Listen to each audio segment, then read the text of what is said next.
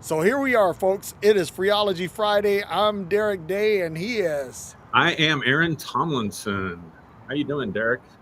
Man, I am doing good. I am today. My fiance's second and youngest son graduated from high school, so we're celebrating that, and I'm just enjoying the day, enjoying the week, man. It's been.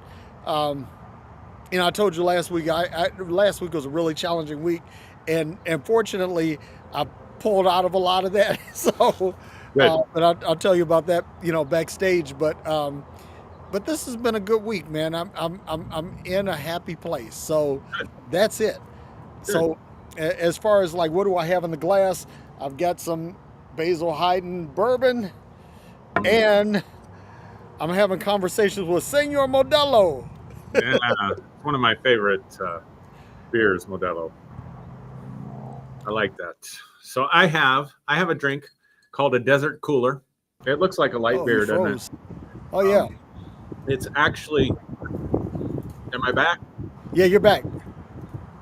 Okay.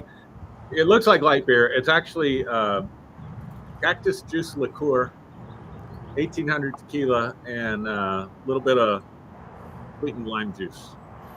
I bet that's awesome, man. Yeah, That's one for the good. Phreology Mixology book. It's a good Memorial Day drink. Nice and refreshing. I like tequila, so can't go wrong. No, you can never go wrong with tequila. Well, yeah, you can. As I think I've gotten better in as I've gotten older. But it used to be that tequila. If I consumed a lot of tequila, it usually meant that I was going to wind up in a fight that night. Uh-oh. Punch throat Derrick came out, huh? Yeah, throat punch Derrick. He's lurking behind every shot of tequila. It's about the only thing I will do shots of. I'm not a big fan of just doing shots. And I haven't done that in years. But yeah, that was a fave back in the day before I got religious. Yeah, we still have to get around to doing Tequila Tuesday, and I mean, we've been talking about that. We've been, I want to see Angry Derrick come out. We'll have to do a political discussion or a social yeah, justice discussion on that night. yeah, there we go. We'll have to do that election results. And Oh yeah, that'll be perfect because I'm hoping to be with my family in Mexico when. maybe that's what I need to do. I need to go to fucking Mexico for the election just to make sure that that there's no violence Yeah, involved. that's the plan. And then depending on the results, I'll decide if I come back. Yeah, and I'm going to tell you something. There aren't many things that actually scare me, Mhm. but I'm actually pretty terrified about this election. This really scares the shit out of me. Yeah, yeah, I hear you, man. I hear you. A lot of people. Ugh. Well, anyway, it is not November. It is Memorial Day weekend, so welcome everybody. And we did a talk on ghosts and different paranormal stuff a couple weeks ago, and it was one of our most highly viewed shows of the year. Yep. So I suggested that we come back and just talk more generally about the paranormal. And of course, she sent me the encyclopedic article that I haven't fully gone through yet, but I did look up the definition according to Webster's or dictionary.com Yep. of paranormal, and I found it very interesting. Um, and it's in one of the uh, references, it differentiates between the supernatural, and I go, okay, now I see why people get so triggered when I use the word supernatural in some spaces, because the definition according to Webster's and dictionary.com is occurrences or phenomena for which there is no current scientific explanation.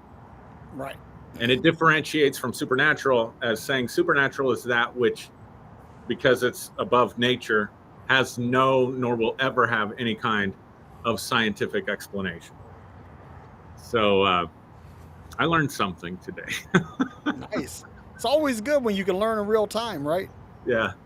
Yeah. So, but so paranormal would be anything. I mean, obviously, the word's kind of self-explanatory. Anything out of the normal everyday experiences, right? Like, Yep. so for example, we talked about ghosts a couple weeks ago. You don't, you know, the common person at least doesn't have poltergeist type encounters on a daily basis. um, so it could be anything, from an intuition, a dream. Maybe you have a dream about an event and then the event happens. Or I know a lot of people that have dreamt about people that have passed away and they don't know that that person has passed away, and they'll have a dream about it and they'll find out the next day that the person passed away. Maybe the person came and visited them in their dream or something like that. So that's not an ordinary every night dream type of occurrence. So it's anything outside the parameters of normal, or by technical definition that we don't yet or don't have a scientific explanation for. But the interesting thing is most people that I've talked to have had some type of paranormal experience in their life. So this is a phenomenon that most people experience at least once in their life, if not more often than that. Yep. So I do think it's a worthwhile topic for us to banter around. So that's my introduction. I'll kick it over to you. Well, I was looking at a definition that said that basically it's two words. It's a compound word, para and normal, and normal is that which is ordinary, everyday, mundane, right? Right. But para is that which is above that. Right. So we're just like supernatural is that which is above and beyond the natural. Paranormal is that which is above and beyond the normal. And one of the things that I've learned is that the paranormal consists of a lot of things that are necessarily supernatural. Like, for example, Bigfoot is considered to be a paranormal phenomenon. Right. UFOs are considered to be a paranormal phenomenon.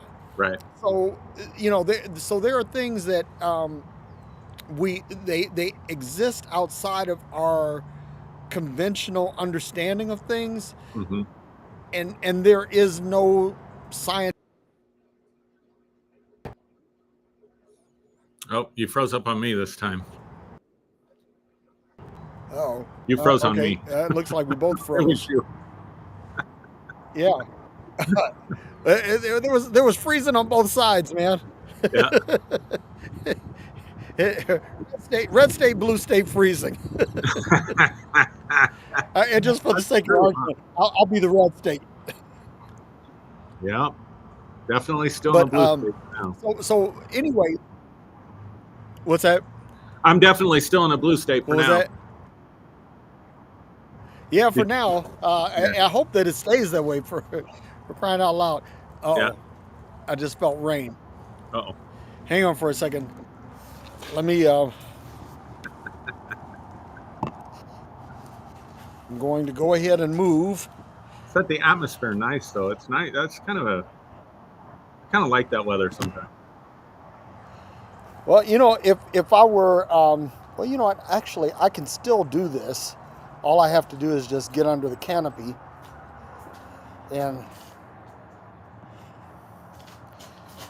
and we can still do the same thing, just Awesome. in a different location. So now, as we say in Christmas, let it snow, we can say let it rain. Hey, so have you? This is totally off topic. Have you ever seen the movie Along Came Polly? It's an old movie with What is Ben it called? Stiller. Along Came Polly. I've heard of it, but I've never seen it. Oh my God! There's this scene. I can't remember the actor's name. He died a few years ago. He died young. Blonde, kind of a heavier guy. I'll have to look it up. But or if anybody knows, they can type it in the chat. But he's playing basketball. They're doing these pickup games, right? And he keeps saying, "Let it rain," and he throws up all these bricks that are just bouncing, just going nowhere. But he thinks he's the best guy on the court, right? And every time he takes a shot, he'd say, "Let it rain." And those last two games the Nuggets played against the Timberwolves, man, I was like, would you guys? I thought of that.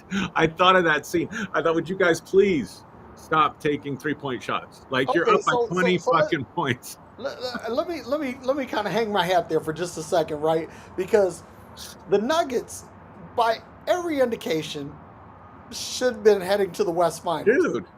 You know what happened? You know, and for the Timberwolves to have pulled it off like they did, you know, you could make a case for something paranormal there. You could. You absolutely could. That last game, dude, I thought the Nuggets had it in the bag. They're up 20 points in the third quarter, and they lose by almost 10. I think the final score, they lost by 8. That's a 30-point turnaround in like a quarter and a half. That's paranormal, and especially professional basketball. Yeah. How would that be paranormal in high school basketball? Yeah, I mean, you know, I always think about like the season when the Buffalo Bills beat the Houston Oilers. You know, they were like down Yes. like 38, was it 38-0, and then the Bills come back and win that fucking game. I mean, you know, if you want to make a case for paranormal activity in sports, there you go. When you talk about the Nuggets and the Wolves, there you go. It made no sense to me. Like you're shooting 3-pointers and taking 5 seconds off the clock. You're up by 20 points. What the hell are you doing? I mean, so anyway, the point, the moral of Back that to the story, paranormal. yeah, the moral of the story is that the paranormal shows up in a lot of different places in a Yeah, lot it of does. different ways, and when something happens and you can't explain it, you know that like I was thinking about this like when, and I think I may have shared the story before, but I'll never forget the day that my grandmother died. You know, 1971. It was a Friday in October, and you know we're the family, me, my mom, my stepdad, and my brother and sister were watching TV, and so we get a phone call. And it's my grandfather. My grandfather's hysterical. And he says, I need to talk to your mom. So I put my mom on the phone. My mom gets hysterical. Anyway, my grandmother had passed away. She was visiting friends, and she was sitting on a bar stool, and she fell over and she died, right? And so the next day, I like my grandmother was a nurse, and whenever she didn't have the night shift on a Friday, she'd get up and cook breakfast on Saturday morning. Which I woke up that Saturday morning and I could hear pots and pans clanking. I could smell bacon and eggs and all of that shit, and I knew I just had a bad dream. It was just a bad dream. And lo and behold, you know, I go in the kitchen and the kitchen is clean. It's quiet. No pans, no pots. Luca, Yeah. beat it. And my grandmother was actually dead. But the thing was, this was the interesting thing, that I heard her call me, like she would call us for breakfast. Mm. And she would call us by age, Derrick, Brian, Michelle. And I heard it. I know I heard it. I heard it clear as day. And I wasn't asleep. I wasn't asleep. I Right. was, you know, but I heard it. I heard all of this stuff. So what was happening then? I don't know. Was my grandmother trying to communicate with something with me, you know, before she, you know, her spirit left the earth realm? I don't know. I Yep. don't know. But that's one of those things, you know, I've never really been able to explain it. I remember one time I was on the highway, and traffic just came to a dead stop ahead of me, and I'm doing like 80 miles an hour. And I just knew I was going to hit a car, but lo and behold, I wound up swerved around this thing. You know, I don't know how I did, because there were cars that were on both shoulders. Mm. Somehow I made it through that. I don't Mhm. know. Maybe I'm dead and I don't know it, Aaron. Yeah, maybe. You know, Maybe that's why we're in this crazy simulation of election cycles. but the you know the point is that, you know, you run into these things that you have no idea what they are, what caused them, you know. Mhm. And so I think that's something that we could talk about, that we can unpack here, and hopefully everybody that's watching, maybe you can share some of the experiences that you've had, because Jeanette shared something here. I'm going to put it on the screen here just so that we can see it here. Um,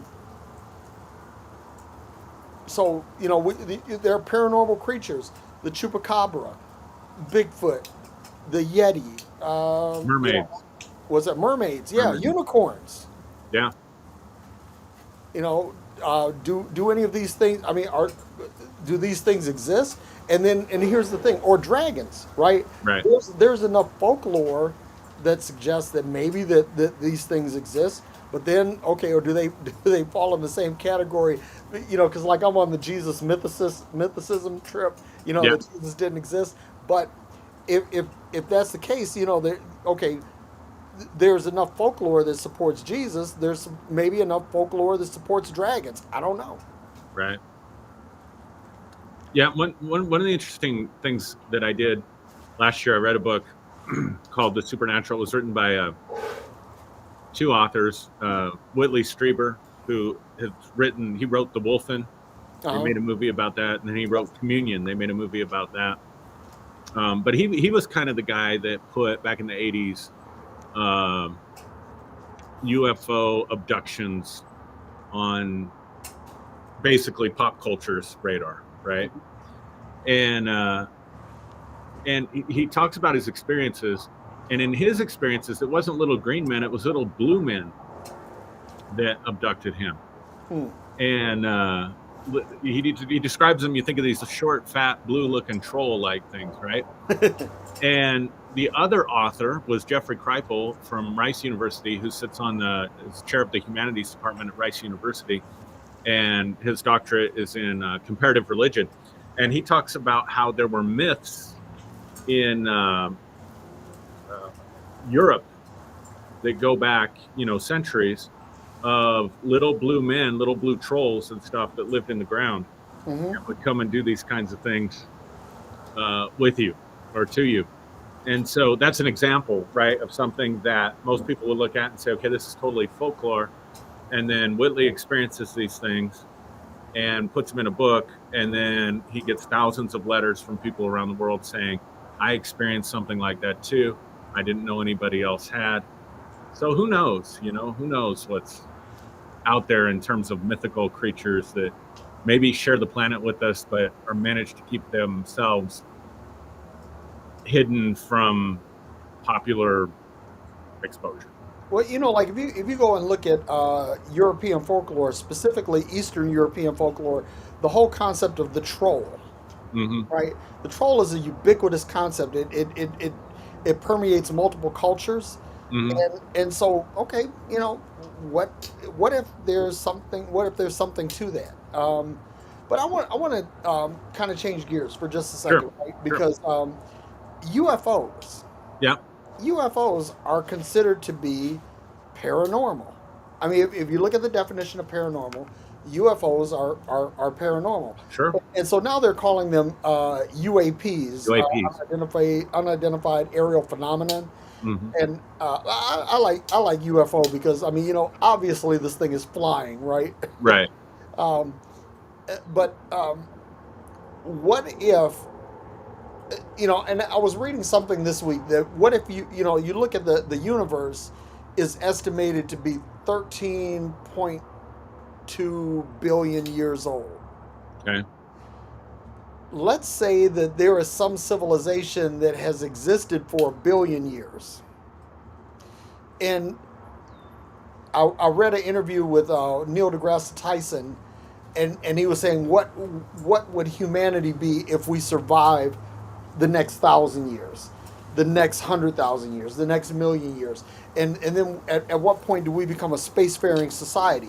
Well, if somebody has a billion-year head start, you know, they're able to traverse the universe, traverse the stars, traverse the galaxies, maybe even traverse dimensions, right? Right. And we let's say that there's no scientific explanation for it, but that doesn't mean that there's no science for it. It just means that our science hasn't caught up to that yet. Right. Let's say, let's say, for example, in quantum physics, gravity is the great unknown. Right. It's the thing that when you introduce gravity to quantum mechanics, the whole thing kind of falls apart, right? But we know the gravity exists, right? So what happens? What happens if you have Uh-oh. dogs are trying to kill each other? That doesn't sound good. No. what May is sorting it out, but I hope that it's. If you need to go check it out, I'll take over for a few. Dina stopped yelping, so Okay. either she's okay or she's dead. I hope I hope it's the former and not the latter. Yeah, me too. I'm sure Yeah. she's fine. So, but anyway, if you have like, let's say they've mastered the whole gravity thing, Hmm. that that their interpretation of quantum mechanics includes a provision for gravity. Or let's say this, because I'm gonna get really in the weeds here, so bear with me for just a Sure. second. What is the great mathematical failure, right? That any equation, anything divided by zero can exist, right? But let's say some society or some civilization has existed long enough to figure out how to divide by zero, and let's say dividing by zero facilitates the creation of wormholes and creates the provision for interdimensional. I'm really getting in the weeds here, and so if I get too far, say, hey, Derek, calm down, settle down, dude. Doing fine. Doing fine. But that would be paranormal. That would be paranormal activity. That if someone says, "Hey, I'm from another dimension where we exist 1,000 years in your future," Hmm. I mean, it's the same world, but I'm not a time traveler, but I'm a dimensional traveler. And let's say that time is not linear, but let's say it's multidimensional. So now I can traverse time in multiple directions, and here I am, Hmm. right? That would be paranormal because it's certainly not normal, and it's certainly something that we don't have an explanation for. Right. Right. And I think the overall point you're making is that doesn't mean that there's no science to it. Yeah. Yeah. So I was looking at something here about science and the paranormal. So like we've talked about ghosts and poltergeists and things like that, but let's say things that move Hmm. mysteriously, right? Um, we know that there are places in the earth where the magnetic field, the normal magnetic field of the earth is disrupted, right? So let's say that something exists in that space and it causes things to move arbitrarily. And so the thing is, somebody will say, well, that's ghosts or that's some supernatural activity.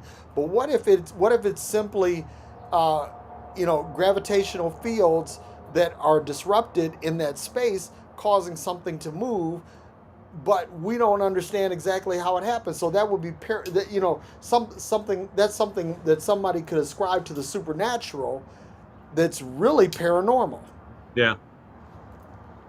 Yeah. Another thing that I came across in the little bit of 5-minute preparation I did for this show was, Dude, I understand. yeah, I mean, we decided on the topic kind of late, but um, one of the things that I came across was things like telekinesis, the ability to Yeah. do something mentally, or clairvoyance, uh, having a dream about someone who died and then finding out later that they died. That might be an example of clairvoyance. Yep. Psychic abilities. So then you're also talking about maybe untapped or unevolved human potential. So what if the next step of evolution in these lines of thinking, like we're definitely smarter than we were 200 million years ago, or like we're smarter than the apes or the uh, chimpanzees or whatever, right? So given 1,000 more years of evolution or 100,000 more years of evolution, then what do we um, evolve into? And is it possible that some of those latent abilities are there? They're just not fully evolved yet. And so the vast majority doesn't experience them on a daily basis, if that makes sense. Yeah. You know, did you ever see the movie The Time Machine? It was based on an H.G. Wells novel. Long time ago. Yeah. Well, you know, when he built this time machine and he accidentally flung way into the future, into this, I mean, highly dystopian ending, and basically there were these creatures that were evolutions of mankind, but they were controlled by this a separate branch, a separate fork of evolution that this guy was able to control these beings psychically, right? And it was like it was really crazy. But again, let's just say that that we introduce a dimensional portal, and that something from this dystopian future were to come into the earth and start walking around, walking among us, right? So you get enough people to see that, and they say, "Oh, that's weird," you know. And you get some people that actually snap a picture of it, and they say, "Oh, well, we have some documentation of it." So now we say, okay, we have something, some form of paranormal activity, and trying to work with this laptop on my lap. Right, right. But that's an example of something that's paranormal. It's outside the norm. We don't have an explanation for it, and we can't necessarily say that it's supernatural because, like, let's say it has a shape or a form, right? If it has a shape or a form, then that means it has substance, or at least it has something to interrupt the flow of light to give it some kind of image, right? So we can't chalk it up to supernatural, but it's definitely paranormal. Mhm.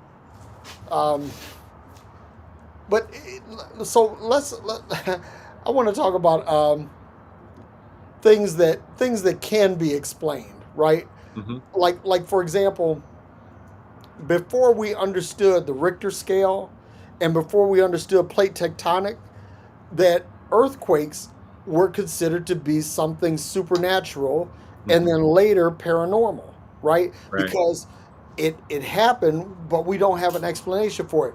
Okay, maybe this is God. God is pissed off, or maybe this is something that we brought on ourselves. That this is something that we've done that has channeled some negative energy into the earth. But what we find out is that, okay, this is just this is the earth, the as a and the other thing too. Let me say interject this. I consider the earth to be a living organism, Mhm. and plate tectonic is just simply like growth. Mhm. You know, uh, so you have this growth. We don't understand it. We didn't have an explanation for it, so that's paranormal. What happens? Okay, how do we get to the point from something where something is considered to be paranormal to where something has a scientific or a logical explanation for it? Yeah, I think that's why in some of the definitions of paranormal, it says, occurrences that there is no scientific explanation for. Because you're right, we could if we just define paranormal from the standpoint of anything that's outside the normal, Mhm. then an earthquake, a tornado, um, Lightning.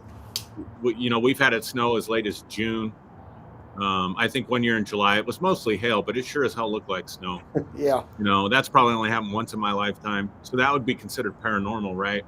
But there's explanations for it, so I think that it more clearly defines the word.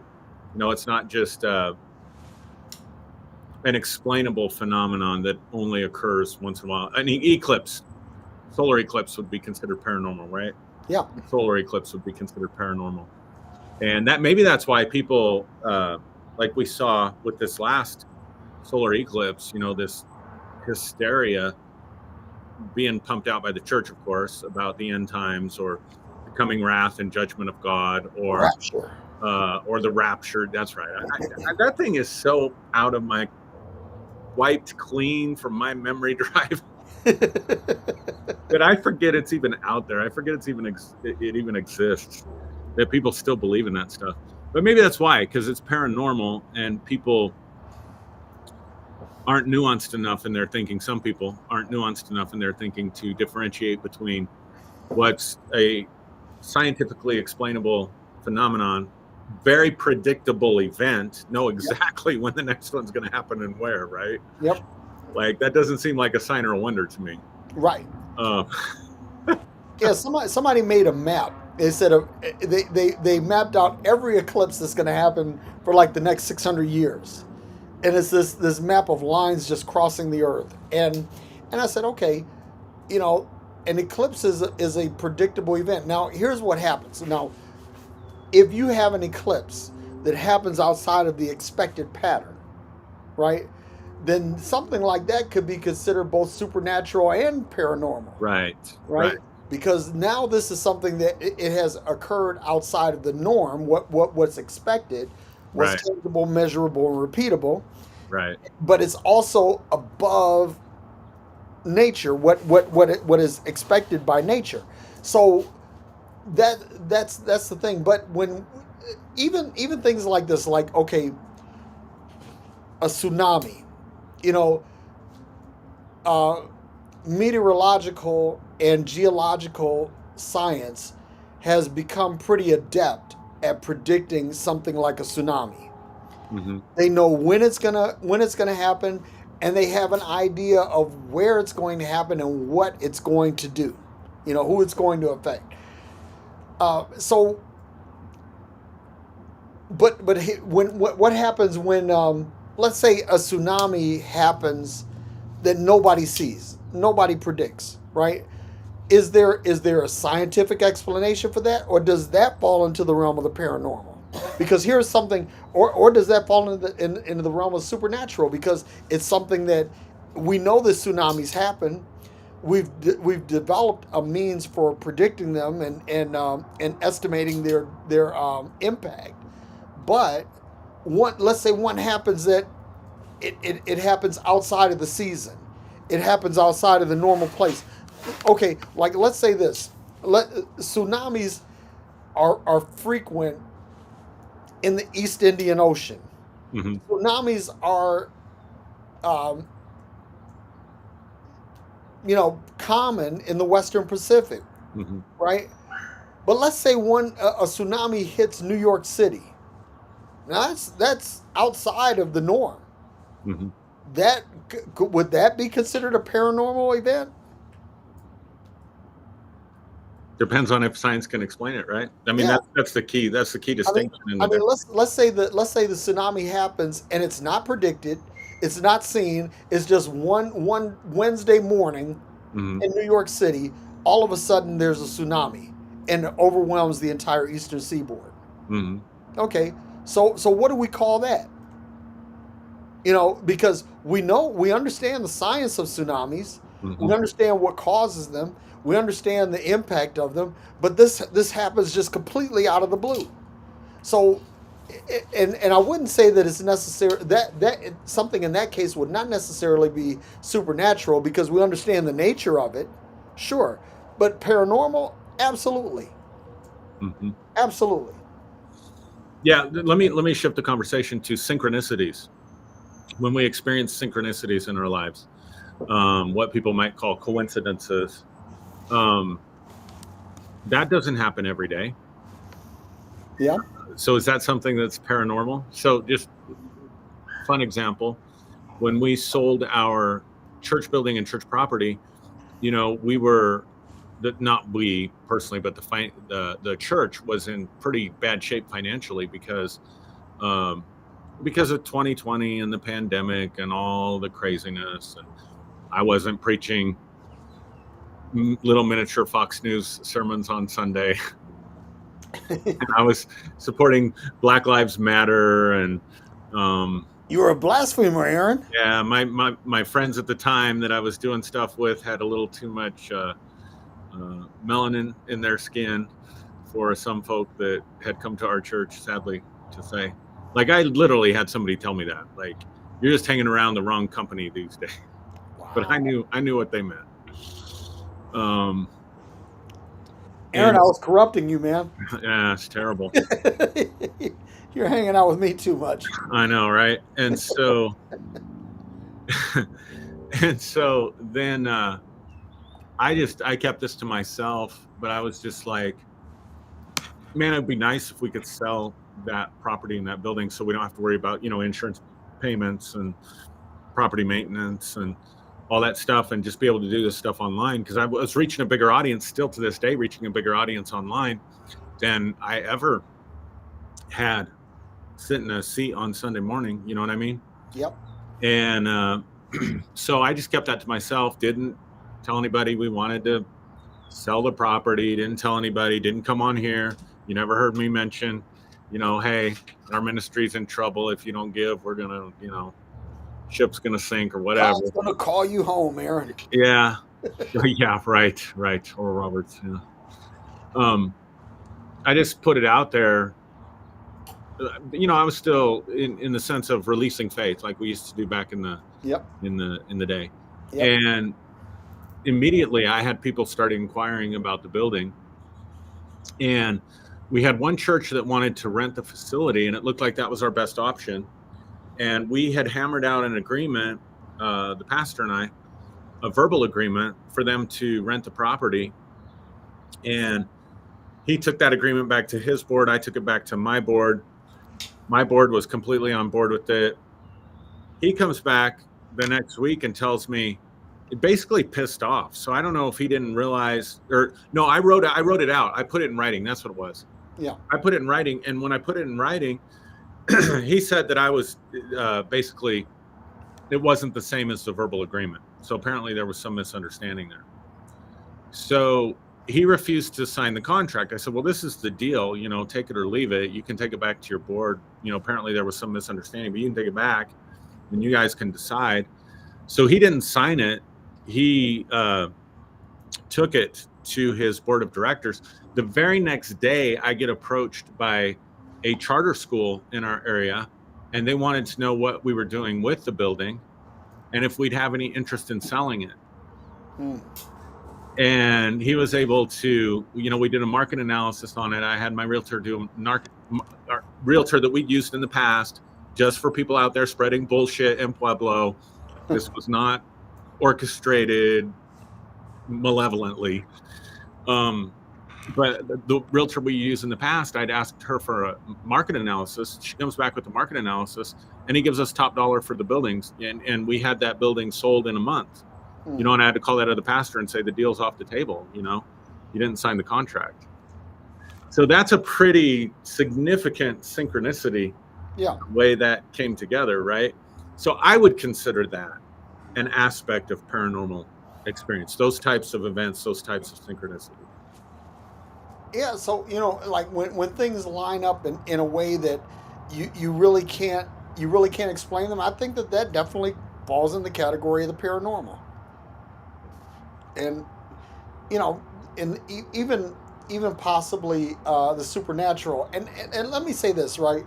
I got to say this because one of the things that has really reshaped my whole understanding of spirituality, serendipities, synchronicity, but it's like my relationship with Maya, right?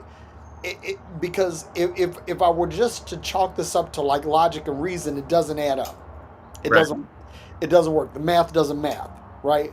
But if you look at you could say that there's something supernatural, there's something paranormal, there's something that's beyond explanation, and it seems to be orchestrated. Right. That's the thing, right? I was just thinking that as you were talking. It's like orchestrated is the right word for it. And so let's hang our hat there for just a second, because when you talk about what is supernatural and what is paranormal, it's like if somebody bets on 31 black on roulette and they hit it 3 out of 5 times, right? Is that paranormal? Is that supernatural? No. I mean, that's luck. Right. I mean, and I really believe that there is such a thing. But let's say that that you create a pattern. So, okay, they have genetic breeding patterns for like corn, and when you follow these patterns, you get a specific type of corn over and over and over again, right?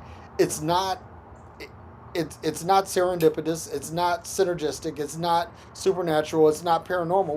We know that if we repeat this pattern, that we're going to get a certain type of yellow corn, right? Mhm. Mhm. But and something like that, there's a scientific explanation for it. But let's say let's say that in a 1 hour time frame, in a 1 hour time frame, that every every recorded child in a geographic area, let's use some place that's ethnically diverse, let's say New York City, Mhm. that that in a specific hour, that every child born was a male with brown hair and green eyes.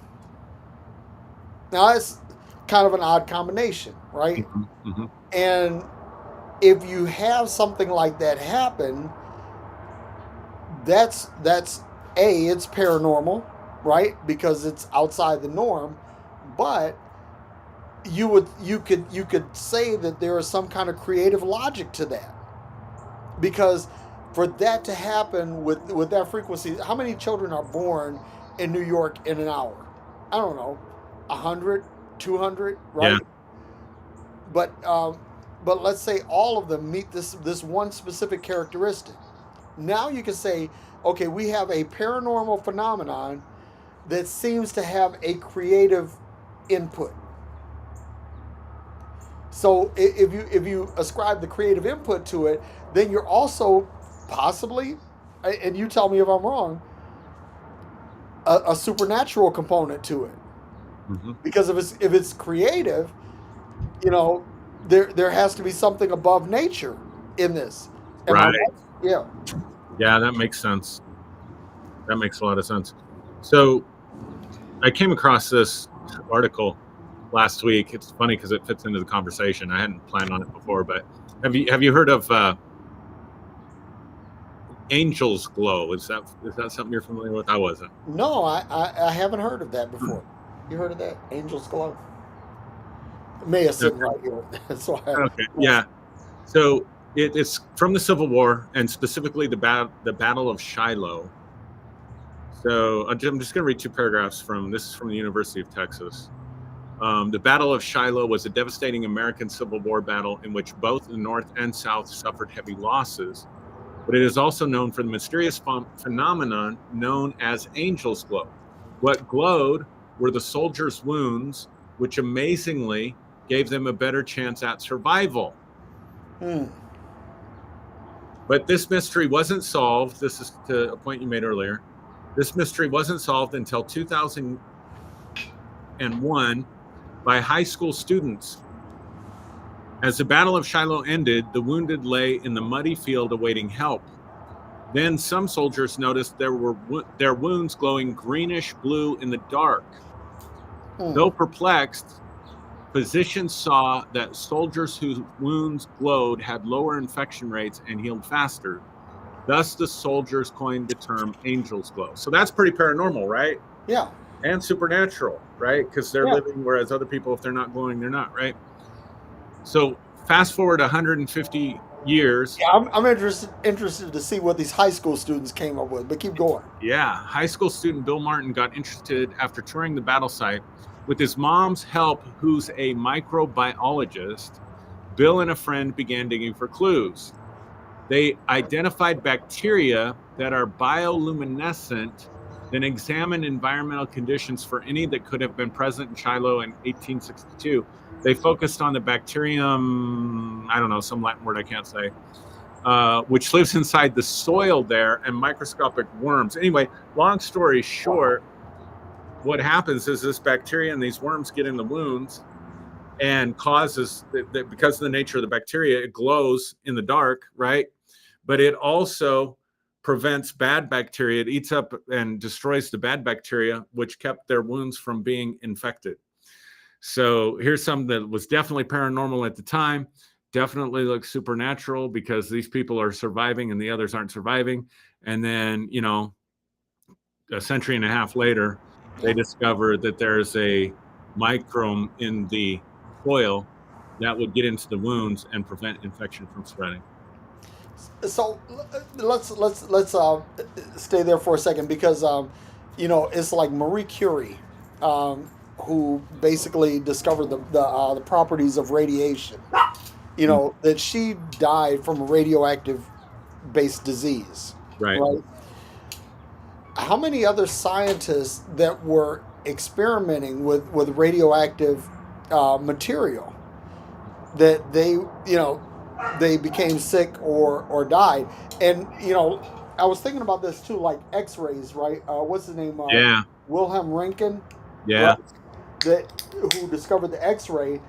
It was like that he died from a type of cancer that came from being exposed to X-rays. Right.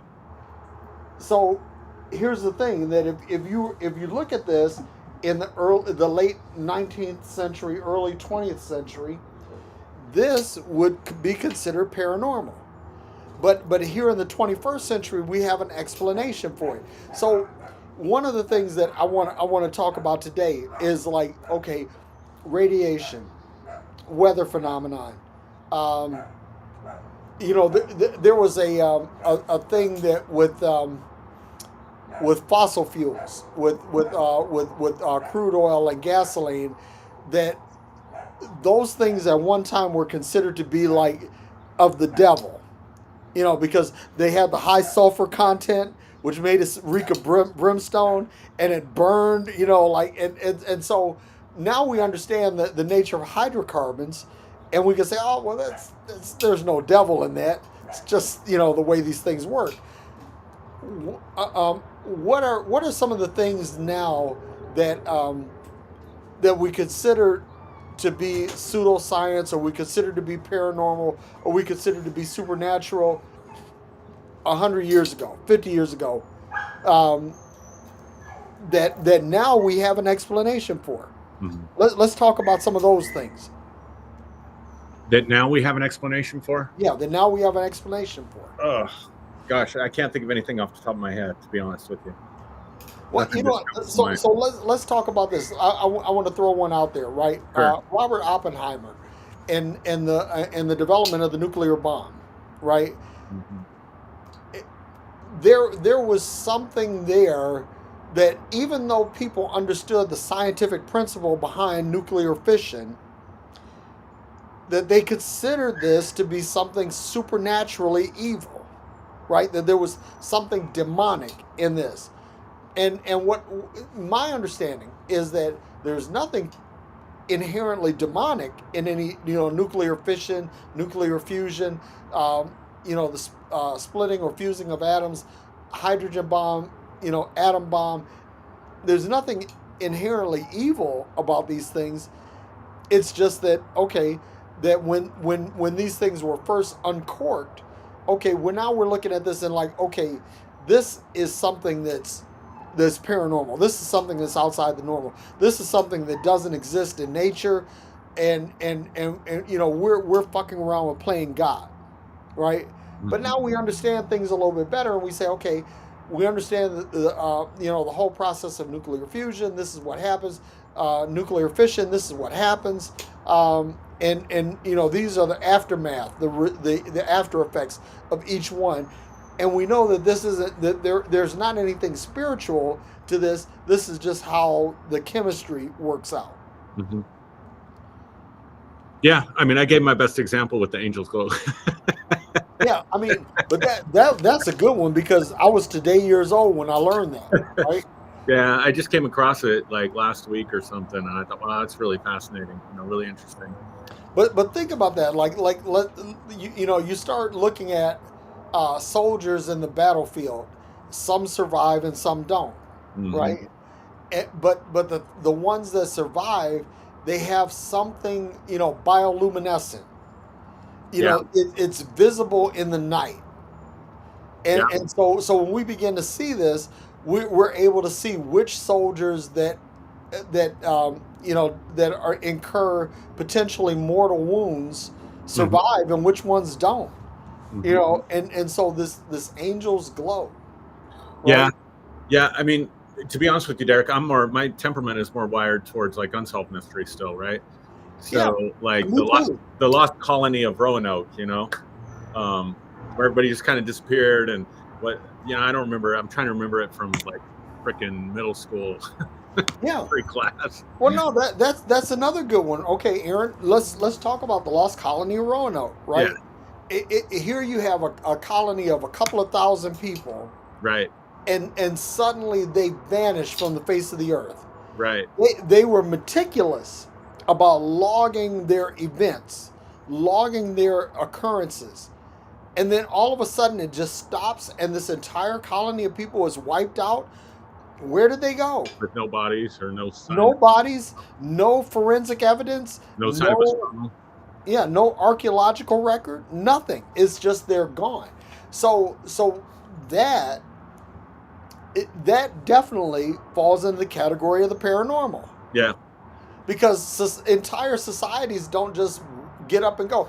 You know, so May and I were talking about this about the Mayan people, right, of Central America, and you know they just, they had these advanced civilizations. They built these uh, incredible cities, incredible edifices, and then all of a sudden, boom, they're gone, right? And why? What happened? You know, and we don't. It's not necessarily supernatural, because we don't see like okay, Europe during the plague. They said that the whole concept of the Grim Reaper originated from the Black Plague sure. in Yeah, Europe. right, They, right. they saw these figures, these tall figures in dark hood with scythes, right? And they're basically harvesting souls, right? But we don't have that. We don't have that in Roanoke. We don't have that in the Mayan. We don't have that. So there's no supernatural explanation. That the gods were angry or anything like that. Um, or that God was displeased with the people around. What is it? So all these things, these two events, or these two, the demise of these two, of Yeah, the Mayan civilization, the Roanoke colony, this has got to be something paranormal. yeah, yeah.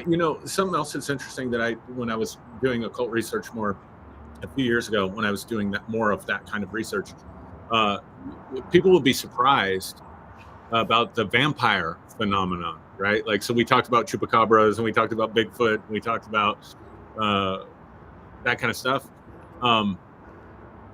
But vampire phenomena is really interesting That's a good one. to look at, not just from Eastern Europe, which again, this is something that kind of, comes predominantly out of Eastern Europe, but you can go back to Civil War days, and I think even the early part of the 20th century, and find reports in New England of sort of vampire type phenomena and stuff like that. And so I was shocked to discover, I have my own ideas and theories on that, but I was shocked to discover that, I want to say as late as the early 1900s, there were reports of vampire type activity up in New England and places like that. And those stories are mind blowing when you read them. So there is a lot of stuff. That's why I think this topic is so interesting to people, Yeah. because there is a lot of stuff out there that can fit under this paradigm of paranormal. And the nice thing about it is we don't have to get into any kind of religious discussion about it. There's no religious No. dogmas to it. We're just talking about phenomena that people have experienced or have reported to experience, or like in the cases you mentioned with the Mayans and the Roanoke, unexplained Yep. historical events, So let me throw something else out here about Sure, paranormal, right? sure. It was said that the novels Frankenstein Hmm. and Dracula Hmm. came from a campfire discussion between Mary Shelley and Bram Stoker. That they basically they were challenging each other, who could write the most far-fetched novel. I mean, I've heard this as a story, and I don't know whether there's some truth to it or not, Mhm. but basically, uh, Bram Stoker took the legend of Vlad the Impaler from what is now modern day Czechoslovakia Right. and turned this into this entire vampire franchise. But to your point about vampire phenomenon in the Americas and Western Europe and all of this, this was something that was going on, right? And even I'm going to get in the weeds here and rein me back if I get too far. Sure. Uh, but the whole thing about Jack the Ripper Right. and the Whitechapel murders in London, basically, this guy had a bloodlust that was not it wasn't normal. This wasn't your even today when forensic experts and behavioral scientists unpack Jack the Ripper, he doesn't fit like the modern. He doesn't fit the Ted Bundy. He doesn't fit the Jeffrey Dahmer. He Right. doesn't fit the John Wayne Gacy. He doesn't fit any of those stereotypes. This guy was off into a whole nother thing. So, is that part of is that a result of vampire folklore, or is this something that feeds into it? Is this something that stokes that flame? And and then the thing, like, you go back and look at Mary Shelley and Frankenstein, and I was reading something, they said that basically Mary Shelley single-handedly invented the genre of science fiction. That makes sense. And, That makes and, sense. oh my God, Aaron, if you could read some of the comments of the men, the men have issues with this. They said, no, Jules Verne, and no, this guy, and no, this guy. But it was like Mary Shelley, created this entire genre, not just of science fiction, because this was science. This was like, okay, what happens if she understood that the spark of the human being is electrical. Mhm. What happens if you introduce this spark to reanimate it, or use the spark to reanimate dead human flesh? And it's like really amazing when you think about it in that context. And so what Mary Shelley did, she tapped into the the paranormal, the supernatural, Mhm. and also using the best science of the day to create some fictional account. So which is better? Who won that? Mary Shelley? Who won that bet? Mary Shelley or I Bram think Stoker? Mary Shelley won the bet. I totally agree with you. Yeah. I think the book Dracula is like sucks as far as I'm concerned, because you're reading journals and letters, and it's just you get bogged down in all that stuff. Well, let me say this about the whole Dracula thing, because I don't think that it sucks. I think that it's a tough read. It is a tough read. If you're not somebody that's really, if you're not a real reader, the whole the novel Dracula will be completely lost on you. But what I think that Bram Stoker did is creating this whole um, um, this whole account of Jonathan Harker and his love for Mina, and how Mina got involved Yeah. you know I think this was he tapped into something that was definitely paranormal. But to your point, the whole thing about slogging through journals and all of that stuff, yeah, if you're not really following the overarching story, yeah, it's boring as fuck. Yeah. No, it's well done from that perspective. And I guess if they had a bet which is going to be the most far out novel, you would pick a structure that is far out, right? Yep. One thing I remember from lit class about Mary Shelley, and I don't know if this is true. You know how in lit class you analyze and project. You almost do with works of fiction what we did with the Bible. For eisegesis, the exegesis, right? Yep. But I remember this very distinctly, that she was writing Frankenstein as a rebuke to the overemphasis of romanticism at the time. In other words, you guys think this is really a great thing, but it's going to turn into a monster that gets out of your control. And I've read that before. Have you read that too? Yeah. Criticism of Mary Shelley that it really had nothing to do.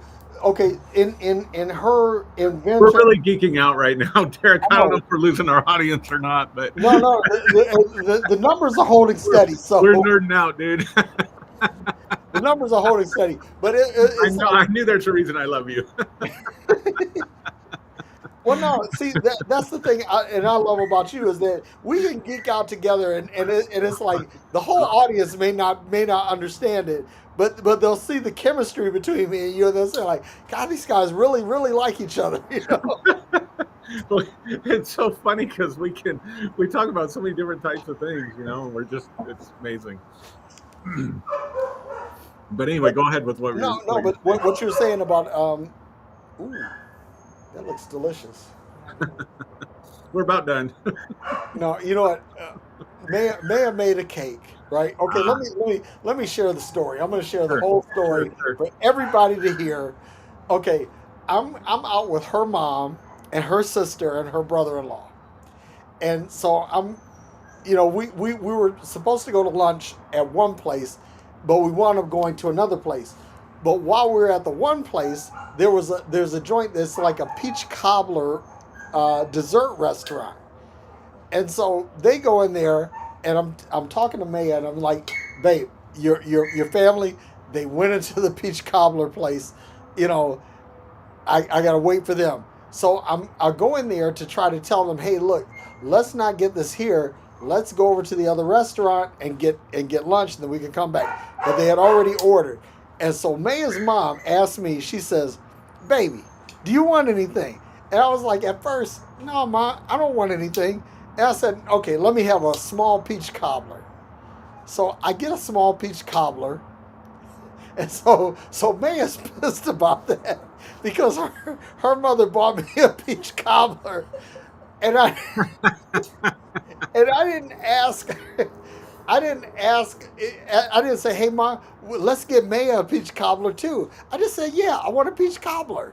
So Maya went into the kitchen and made an entire fucking apple cobbler and told me I can't have any. Because, so anyway, I say this to say, Aaron, that this is a paranormal activity. Because I don't understand why she won't give me some of the apple cobbler that she made. My feelings are hurt. I think you understand quite well, actually. I think you explained it pretty well for the audience. And she doesn't care. She just said, nope, you're not getting any. Well, anyway. For what it's worth, I would much rather have peach cobbler than apple cobbler. Oh, you know what, Aaron? I think you may have just made an enemy out of this chick. I know. I don't want to get on her bad side. I haven't even met her in person yet. Sorry, man. It's just my personal preference. I got a joke for you.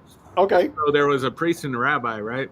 Uh-huh. And they're talking, and they get, one of those moments that you're having a conversation with someone you just met. And they said, the priest asked the rabbi, he says, let me ask you something. He said, you can't eat pork. You can't eat anything from a pig, right? Mm-hmm. He says, have you ever broken that vow? Like, have you ever, just had a ham sandwich? And the rabbi says, I got to be honest with you. I got to come clean. You're a priest. We're both, men of the cloth. Mm-hmm. Yes, I broke down once and I ate a ham sandwich. And he said, well, how was it? And he says, man, that was some of the best food I'd have ever eaten. So then the rabbi gets to thinking, he asks the priest, he says, so you guys, you take a vow of celibacy, right? He said, have you ever broken down and just violated that vow of celibacy? Yeah. And the priest says, well, you came clean to me, I got to come clean to you. There was this really hot nun one time, and yeah, I broke it one time. And the rabbi says, well, how was it? And the priest looks at the rabbi and says, it was a hell of a lot better than a ham sandwich.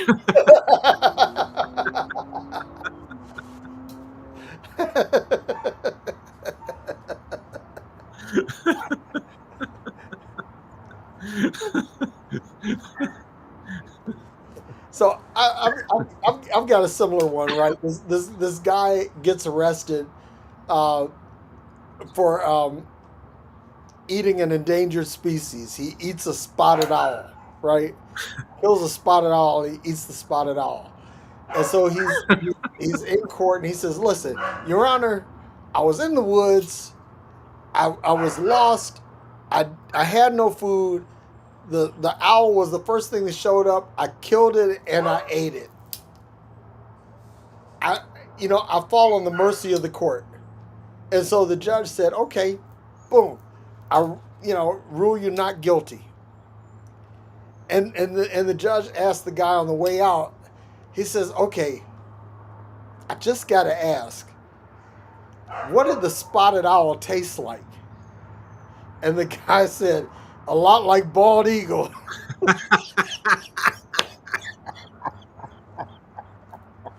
Okay. We better land this plane, but I got one more I have to share. I have to share this. Okay. And this may offend part of our audience, and I may get kicked off Freeology Friday after this. I'm just You'll never get kicked off. This is not PC at all. So this this older couple, they needed their porch painted, and they didn't have the energy or the skill to do it themselves. So they're looking through want ads, let's say, whatever we do now. I don't know. Looking on Facebook, whatever. And there was a blonde woman who had decided that she was going to start like her own sort of fix it around the house type of, what we used to call handyman type stuff, right? Yeah. And so the guy's talking to his wife, and he says, "I don't know, man. You know what they say about blondes? They're not always the smartest people.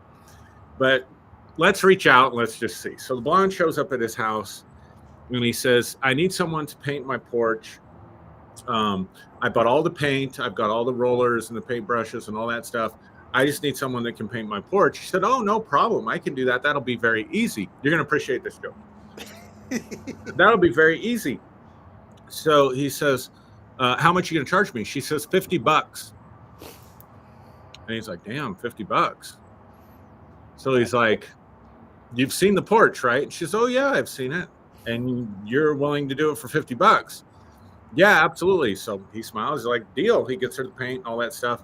Lets her go outside. He goes in and tells his wife, he says, "So this blonde is willing to paint the porch for $50. And the wife looks confused, and she says, "Does she realize that the porch stretches all the way around the house?" And he says, "I don't know, but she said $50. So about an hour and a half later, she comes back, and she comes in the house, and she says, "I'm all done." And like, he can't believe it. And so he's like, "Okay." And she says, "And I also have these extra paint, all this extra paint here." And he says, "Okay." He says, she said, "You sure just $50? She said, "Yeah." So he happily writes her a check for $50. She happily takes it.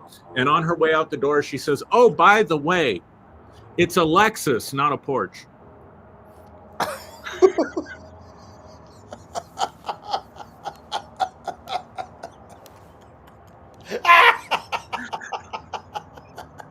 You can see why I had to share that with you.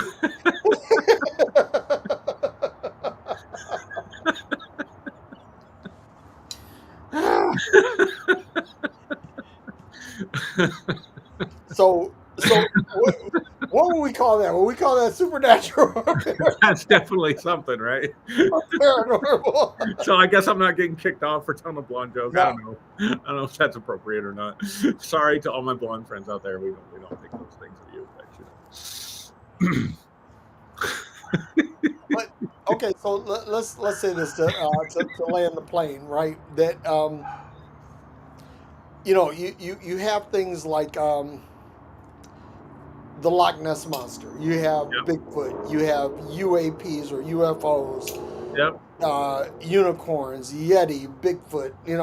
All of these things are paranormal, right?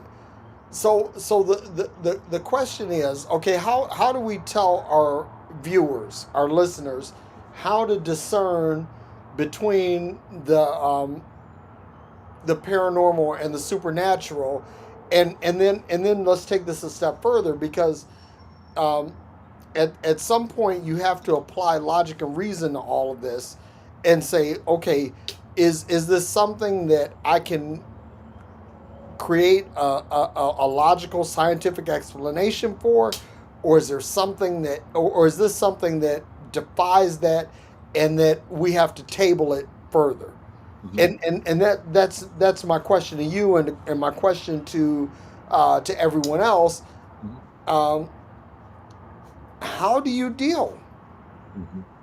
with something that you have discerned to be paranormal? Hmm. uh, how do you, I mean, do you just simply say, okay, that's something I don't understand, and let it ride at that? Or is this something, or you say, this is something that I need to learn more on? I need to bone up on this. I need to fortify my understanding of this. What are some of the things that you Yeah. do, So, Aaron, and so and what can our viewers do? I think that's such a great question. I think, and I've got a twofold answer to that. The simple part is, I think we need to get comfortable accepting that we don't know what we don't know. And Yep. that's okay. It's okay to not know what we don't know. It's Yep. okay to be at this level of human development and knowledge and evolution and all that stuff, and realize there's still stuff out there that we can't currently explain or that we don't understand, and to live with the question. That's the first part. The second part, you're waking up my inner therapist, right? Because so many people who have paranormal experiences think that they're going crazy, think that they've lost their mind. I just talked to somebody this week who is a client of mine who had some very paranormal activity going on, and was afraid to talk to me about it Hmm. for fear that I was going to diagnose her. Like, she was even Googling like late onset schizophrenia and stuff like that. Wow.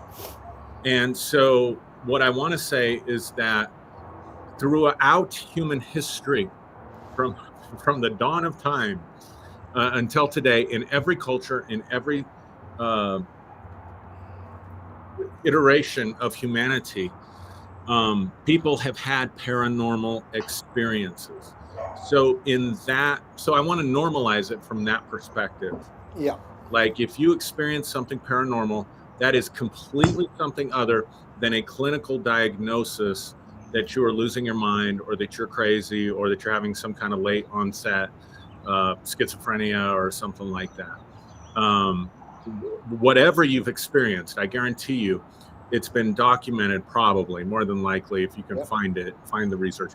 It's been documented somewhere by some culture or other people in our current generation who have experienced these things. So, number one, I would say it's okay to be comfortable with what we don't know. And number two, you absolutely are not crazy. There is no connection whatsoever between having a paranormal experience and a clinical mental health diagnosis. No connection whatsoever. So, that's what I would say.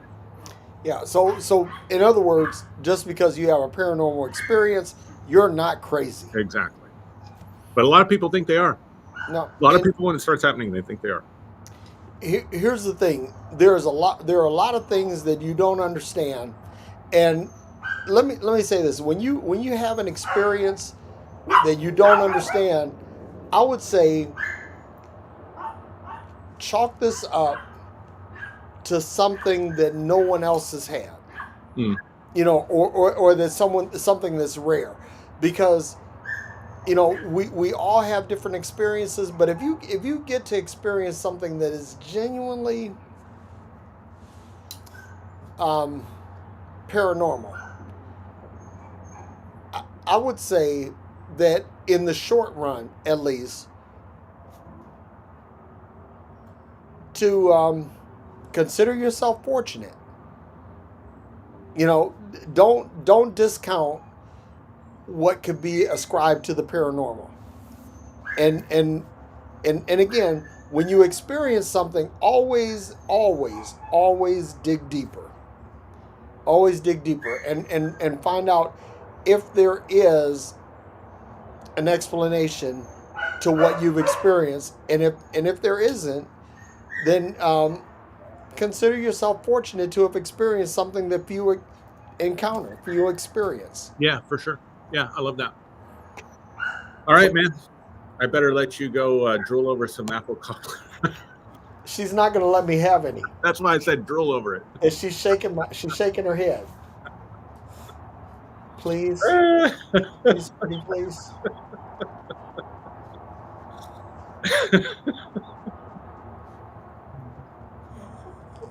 You're terrible. You know, I got to say this. First of all, I'm really grateful to have this person in my life because, um, she sat up here and listened to the entire show, sitting next to me, nice, and you know she's not saying anything, but she's, you know, she's gonna give me her feedback, give me her input. Yeah. And Well, still one of my favorite Phreology Fridays of all time. And May, I'm not saying this to get back in your good graces. This is coming from my heart. One of my favorite phreologies of all time was when you had her on one time when I couldn't make it. I love that. yeah, she was awesome.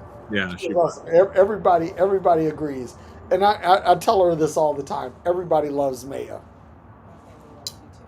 Hmm? I said my family loves you too. Yeah, but I know your family loves me, but They bought you cobbler. And they didn't give did. you any. Oh my god! Oh my god! Did you hear that? I don't know. She might like. She said, "Well, my family bought you cobbler, and they didn't buy me any."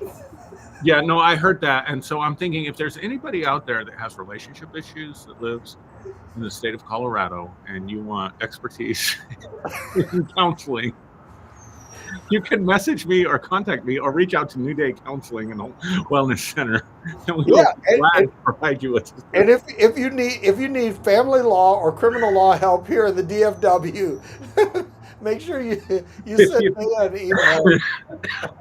Divorce with dignity, and if not, we go to the mattresses. I will never forget that. See, you know what? You see how you've impacted people? Aaron can have cobbler. You can't. Oh, Aaron, you hear that? You can have cobbler. Oh, okay, so I did. I worked myself back into good graces. Okay, cool.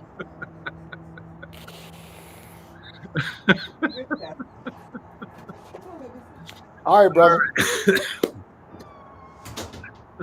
This was a good show. I really enjoyed this. I did too.